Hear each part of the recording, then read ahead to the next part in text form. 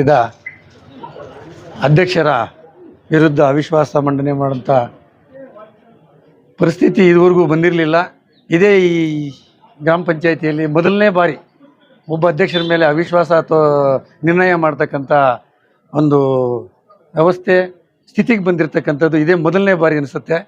ಈ ಸ್ಥಿತಿ ಬಂದಿರೋದಕ್ಕೆ ಒಂದು ವಿಶ್ವಾಸದಾಗೆ ಎಲ್ಲರೂ ಒಂದು ವಿಶ್ವಾಸದಲ್ಲಿ ಪಂಚಾಯತಿ ನಡೆಸ್ಕೊಂಡು ಹೋಗ್ತಾ ಇದ್ವಿ. ಯಾರ ಮೇಲೆ ವಿರೋಧಗಳಿಲ್ದಿರ ಅವಿಶ್ವಾಸವಾಗಿ ವಿರೋಧವಿಲ್ದಿರೇ ಈ ಗ್ರಾಮನ ಮುನ್ನಡೆಸ್ಕೊಂಡು ಹೋಗ್ತಾ ಇದ್ವಿ.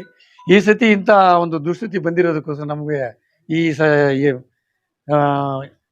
ಈ ಕ್ಷೇತ್ರದ ತಾಲೂಕ್ ಪಂಚಾಯತಿ ಸದಸ್ಯರಾಗಿ ನಾವೇ ಮಾಡಿರ್ತಕ್ಕಂಥ ಅಧ್ಯಕ್ಷರ ನಾವೇ ಇಳಿಸ್ಬೇಕಾಯಿತು. ನಮಗೊಂಥರ ಅದು ಶೋಚನೀಯ ಅನಿಸುತ್ತೆ. ಅಂಥ ದಿನ ಬರಬಾರ್ದಾಗಿತ್ತು, ಬಂದಿದೆ.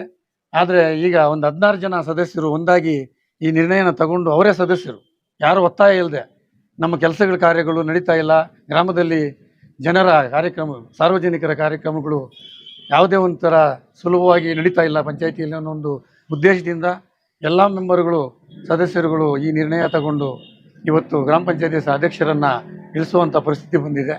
ಇನ್ನು ಮುಂದೆ ಇದೇ 16 ಜನನು ಒಂದಾಗಿ ಒಳ್ಳೆಯವರನ್ನ ಆಯ್ಕೆ ಮಾಡಿಕೊಂಡು ಇನ್ನು ಇರೋದಿಷ್ಟು ಕೆಲವೇ ದಿನಗಳಲ್ಲಿ ಏನು ಅಂದ್ಕೊಂಡಿದ್ದಾರೆ ಈ ಗ್ರಾಮ ಪಂಚಾಯತಿಯನ್ನು ಅವ್ರ ಗ್ರಾಮಗಳಲ್ಲಿ ಅವ್ರ ವಾರ್ಡ್ಗಳಲ್ಲಿ ಏನು ಅಭಿವೃದ್ಧಿ ಮಾಡ್ಬೇಕು ಅಂದ್ಕೊಂಡಿದ್ದಾರೆ ಅದನ್ನು ನಡೆಸ್ಕೊಂಡೋದಕ್ಕೆ ಸುಗಮ ಮಾಡಿಕೊಳ್ಳಿ, ಅವ್ರಿಗೆಲ್ರಿಗೂ ಒಳ್ಳೆಯದಾಗಲಿ ಅಂತ ನಾನು ಈಗ ಈ ಒಂದು ಕ್ಷಣದಲ್ಲಿ ಅವ್ರಿಗೆ ಒಳ್ಳೆಯದನ್ನು ಕೋರ್ತಾ ಇದ್ದೇನೆ.